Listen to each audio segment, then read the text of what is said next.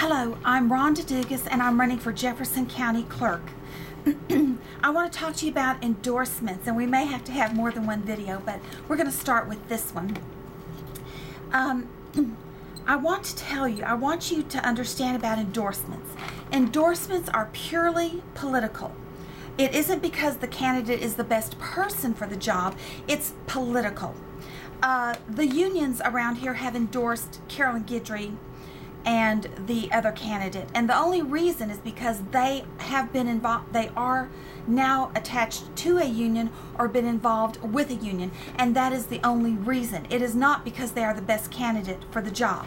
There is a business that I went to that says, well, we have access to over 400 and something businesses because we are this board that oversees them, and yet they did not choose the proper candidate to endorse, because I have the background and I have the experience that is necessary to conduct county government. Don't give up the sovereignty of your vote just because your union decides they want to endorse that person. You've got to understand it is purely political. It does not mean they're the best person for the job. So please, please don't give up the sovereignty of your vote. The ramifications of this endorsement stuff just goes far beyond what most people understand it means. You just really have to get into the basics of, if you are in a union, you will be endorsed simply because you are. Now, what the unions around here have done is has endorsed like Brent Weaver and Mark Domain, because of course Brent's in a union and Mark Domain had family members in a union. Well, and he used to be in a union. Well, I have family members in unions, and I don't use that as a source of endorse me.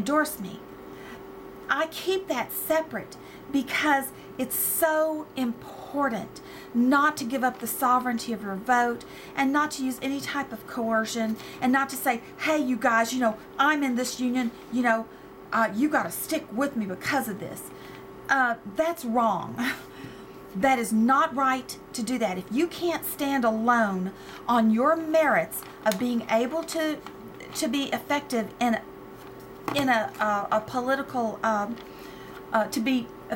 a political position, then you don't need to run.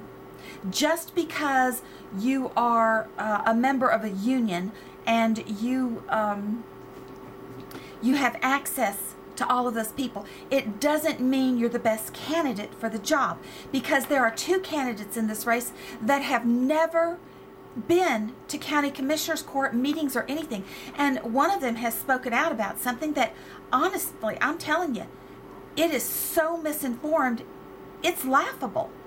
But what I really want to get across to you right now is, please don't give up the sovereignty of your vote.